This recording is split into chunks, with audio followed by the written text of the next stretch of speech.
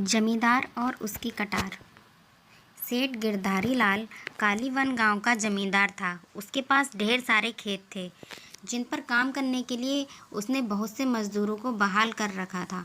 वह कंजूस था, लेकिन धन जमा करने वाला सामान्य कंजूस नहीं, बल्कि धन खर्च करते समय उसे कंजूसी करने में बड़ा मज़ा आता था। वह मजदूरों को पूरी मजदूरी नहीं देता था, किसी बहाने से दूसरे दिन पर टाल देता था। बेचारे गरीब मजदूर इसलिए चुपचाप रह जाते थे कि कहीं और उन्हें शायद काम ना मिले। चालाक सेठ किसी शुभ दिन या त्योहार के दिन का इंतजार करता और उस दिन मजदूरों को बुलाकर उनकी मजदूरी का केवल एक हिस्सा ही देता। वह भी इसलिए दे देता कि ताकि मजदूर उसे गाली गलौज ना दे। मजदूर बेचारे इसलिए चुपचाप थोड़ा सा खुश हो चले जाते कि हम कम से कम एक दिन तो उन्हें भरपेट खाना मिलेगा, और यह आशा लगाए रहते कि एक दिन सेठ उनका सारा बकाया चुकाएगा ही। आखिर वह इतना गरीब तो नहीं हो जाएगा कि उनकी मजदूरी ही ना दे सके, क्योंकि उनके पास तो काफ़ी धन है। एक दिन गिरधारी लाल शहर के माहवारी हाट में मवेशी खरीदने गया, क्योंकि उसकी गाय अब उतना दूध नहीं दे रही थी जो सबके लिए काफ़ी हो। बाजार में उसने 2 गायें पसंद किया और मोल भाव कर दाम तय किया। अचानक उसे याद आया कि पैसों की उसकी मखमली थैली तो घर पर ही छूट गई है। अब वह दुविधा में पड़ गया। वह सौदे को हाथ से जाने देना नहीं चाहता था। वह जानता था कि मवेशी का सौदागर कल तक इंतजार नहीं करेगा और किसी और के हाथ गायों को बेच देगा। उसने सोचा कि उसे किसी न किसी तरह पैसों का जुगाड़ वहीं करना होगा ताकि उसी दिन गायों को घर ले जा सके। गिरधारी लाल किसी महाजन की तलाश करने लगा। बाजार के पास ही उसे एक महाजन मिल गया, लेकिन किसी जमानत या सुरक्षा के बिना उधार देने को तैयार न था। सेठ के पास उस समय सोने की मूठ वाली एक कटार थी जो उसके दादाजी ने उसे भेंट दी थी। घर के बाहर जाते समय डाकुओं के डर से वह हमेशा उसे अपने पास रखता था। सेठ गिरधारी लाल ने अपनी कटार दिखाते हुए महाजन से कहा, यह हमारी पुश्तैनी कटार हमारे दादाजी की भेंट है। यह हमारे लिए अमूल्य है। साथ ही इसकी मूठ भी सोने की है, लेकिन लाचारी है कि इसलिए इसकी जमानत मैं देने को तैयार हूँ। महाजन कटार की जमानत पर उसकी ज़रूरत भर ऋण देने को तैयार हो गया। गिरधारी लाल ऋण लेकर और कुछ दिनों में ऋण लौटा कर कटार वापस ले जाने का वादा करके बाजार चला गया और उन गायों को खरीदकर उन्हें एक युवक की सहायता से अपने गांव ले आया। गिरधारी लाल कई सप्ताह बल्कि कई महीने तक महाजन को ऋण चुकाने नहीं गया। महाजन धीरज के साथ इंतजार करता रहा और सोचता रहा कि सोने की मूठ वाली कटार का क्या करे। क्या उसे बेचकर सूद के साथ ऋण का पैसा वसूल ले?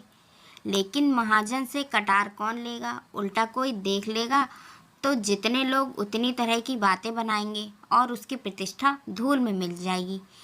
इसीलिए वह चुपचाप रहा और उसने जमींदार के पास अपने नौकर को भेजने का निश्चय किया। जब नौकर जमींदार के घर गया तो वह घर पर नहीं था। नौकर वापस चला गया। कुछ दिनों के बाद उसे फिर जमींदार के पास भेजा गया, किंतु इस बार भी वह जमींदार से मिल नहीं पाया, क्योंकि यह बीमार होने के कारण सो रहा था। जमींदार ने नौकरों से महाजन के नौकर को वापस करवा दिया। महाजन इस आशा से कि जमींदार मेरे नौकर के जाने का संदेश पाकर ऋण लौटाने के लिए स्वयं आ जाएगा, कुछ और दिनों तक धैर्यपूर्वक सब सहता रहा। उसके बाद निराश होकर उसने एक योजना बनाई। जब अगली बार नाई सुखराम उसके बाल काटने आया, तब उसने उसे सारी कहानी बता दी और साथ में यह भी कहा कि उसकी कटार कहीं गायब हो गई है। अच्छा यही होगा कि जमींदार ऋण वापस कर अपनी कटार लेने न आए।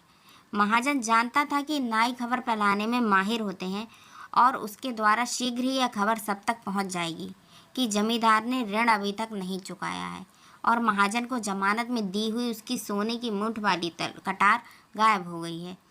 सचमुच हुआ भी ऐसा ही। यह खबर आसपास के गांव में सब जगह फैल गई। जब वह नाई बाल काटने के लिए जमींदार के घर आया, तब वह खबर उसने उसे सुनाई।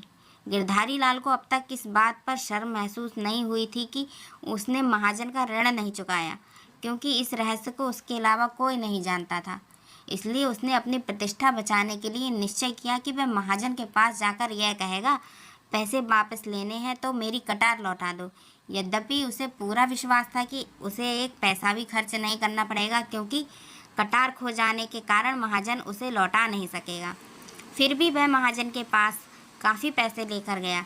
महाजन के घर पर जब जमींदार को यह बताया गया कि उसकी कटार चोरी हो गई है, तो उसने खूब हो हल्ला मचाया। उसे विश्वास होगा कि महाजन जमानत के लिए कटार रखेगा। उसने ऊंची आवाज़ में चिल्लाते हुए कहा, सावधानीपूर्वक सोने के दस्ते की चर्चा नहीं की। भला महाजन के घर से कटार कौन चुराएगा? वह और भी जोर से चिल्लाया। जमींदार भीड़ इकट्ठा करने के लिए महाजन का मजाक उड़ाते हुए ठठाकर हंसने लगा। महाजन दबते सहमते अंदर गया और बहुत देर तक वापस नहीं आया। गिरधारी लाल बार बार अपनी मखमली थैली निकाल कर दिखा रहा था, जिससे भीड़ को यह विश्वास हो जाए यह ऋण के पैसे ईमानदारी से वापस लौटाना चाहता है। वह इस प्रकार अपनी खोई प्रतिष्ठा को पुनः प्रतिष्ठित कर रहा था सकता था। अचानक महाजन अंदर से आते हुए बोला, सेठ जी, आपकी कटार मिल गई। यह रही। मैंने इसे सुरक्षित रूप से रख दी थी, लेकिन कहाँ रखी थी यह मैं भूल गया था। क्या अब आप मेरा ऋण लौटा देंगे, जो बहुत दिनों से बकाया पड़ा था? उसने भीड़ को सुनाते हुए आखिरी शब्दों पर जोर देते हुए कहा। गिरधारी लाल को लाचार होकर सूद सहित ऋण के सारे पैसे भुगतान करने पड़े। लोगों ने देखा कि वह ऋण चुकाने के बाद सिर नीचे किए जाने लगा। भीड़ के लोग छी छी कर रहे थे, लेकिन उसने सिर उठाकर किसी को नहीं देखा। गिरधारी लाल को एक सीख मिल गई थी। जिन लोगों को उसके अपमान और शर्मिंदगी से लाभ पहुंचा, वे उसके खेतिहर मजदूर थे। उन्हें अब समय पर पूरी मजदूरी मिलने लगी थी।